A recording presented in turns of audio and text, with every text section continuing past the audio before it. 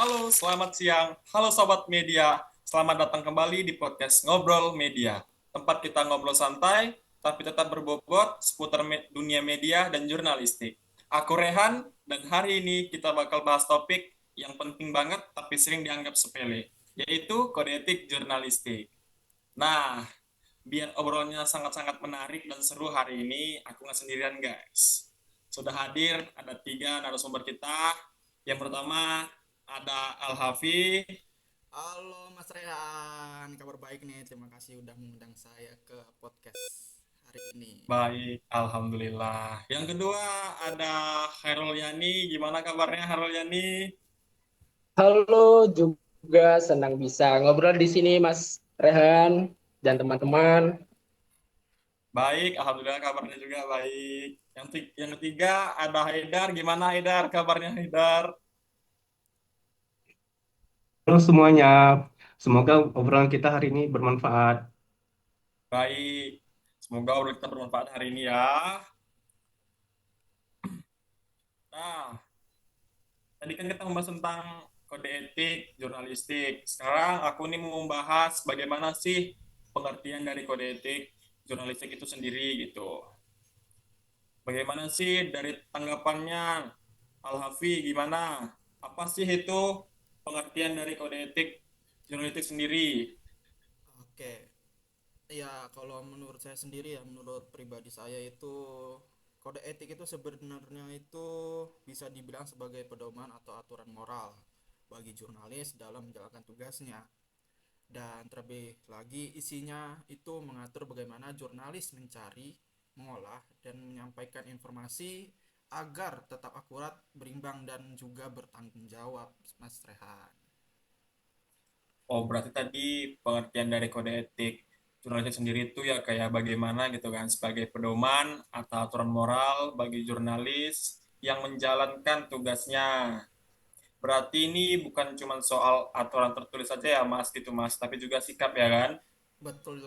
Jadi kode etik itu juga mencerminkan bagaimana integritas dan juga profesionalisme seorang jurnalis. Baik.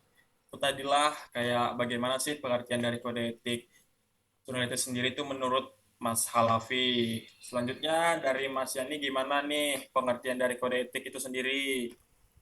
Apa sih gitu pengertiannya?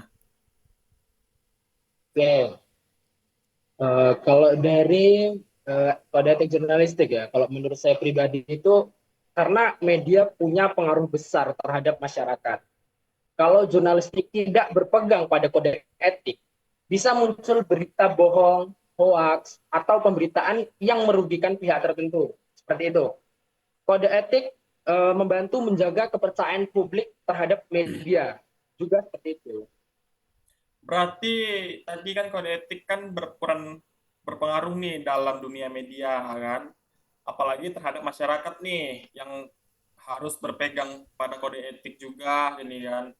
Kode etik itu sendiri juga membantu menjaga kepercayaan publik terhadap media nih. Apalagi nih di era media sosial sekarang ya, bagaimana sih informasi ini cepat menyebar gitu.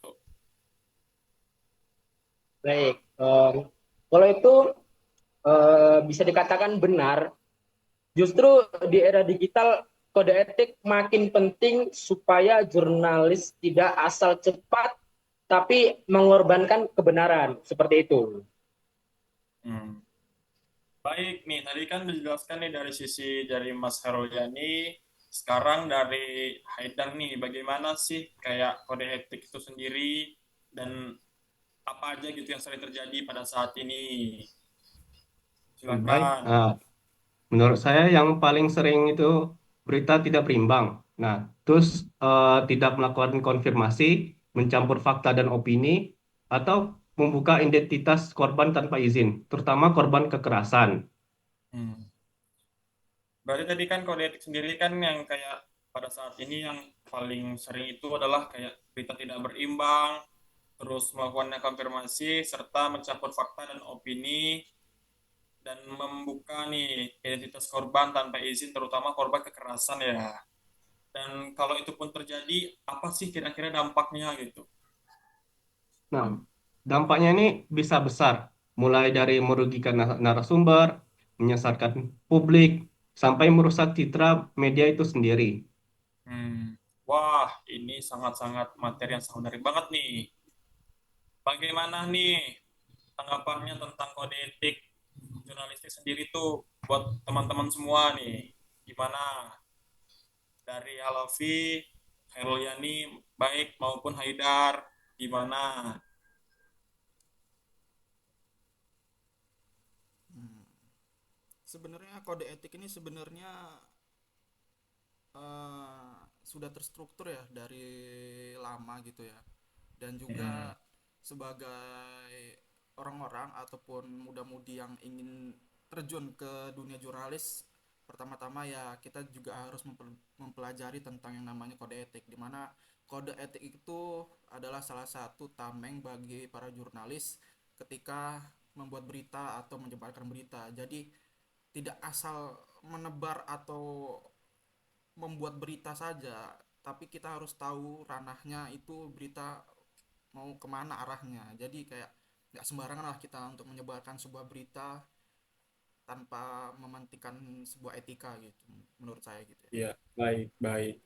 Berarti kita kan juga harus kayak bagaimana sih cara supaya kita untuk mencegahnya dari berita-berita yang sering terjadi pada saat ini kan.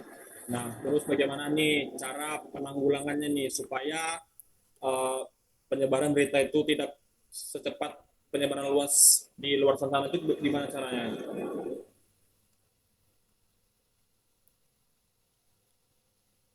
Ya Mas Yani, coba kasih pendapatnya gimana sih salah satu caranya gitu, biar teman-teman di luar sana juga tahu ketika ketika kita ingin terjun ke dunia jurnalis itu.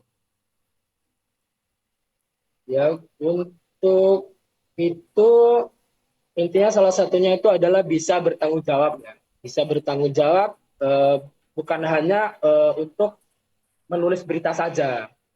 Karena sekarang itu banyak orang jurnalis karena sudah ada penggunaan salah satu apa ya teknologi suatu apa namanya AI ya.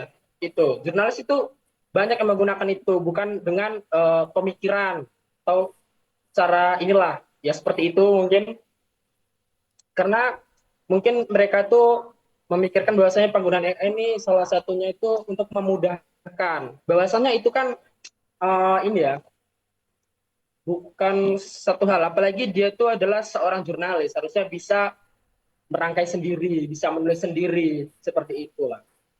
Bisa bertanggung jawab lah untuk itulah pesan-pesan untuk jurnalis muda gitu. Nah, kalau menurut saya itu jurnalis tuh harus jujur dalam melaporkan berita, kayak tidak menyembunyikan atau mengubah informasi, tidak menggunakan metode yang tidak etis untuk mendapatkan informasi, dan mengakui kesalahan jika terjadi kesalahan. Terus juga jurnalis ini harus transparan dalam melaporkan berita gitu. Kayak apa? Yang pertama tuh kayak menjelaskan sumber informasinya, menjelaskan metode kerja, terus menyediakan akses kepada publik untuk memperoleh informasi. Dan juga jurnalis ini harus menghormati privasi dan hak-hak individu, kayak tidak melanggar privasi individu, tidak menggunakan informasi yang melanggar hak-hak individu, dan menghormati hak-hak anak-anak dan kelompok rentan. Nah, itu saja sih menurut saya.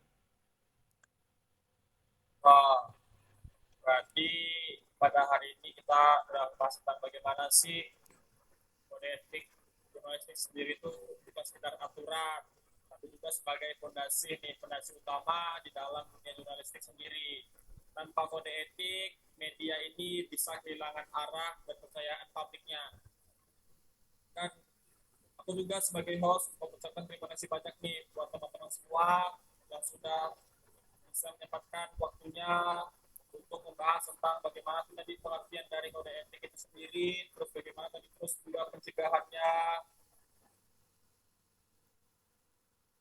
Dan aku juga mau bilang, aku sebagai host Rehan, pamit undur diri ya. Sampai jumpa di lain waktu.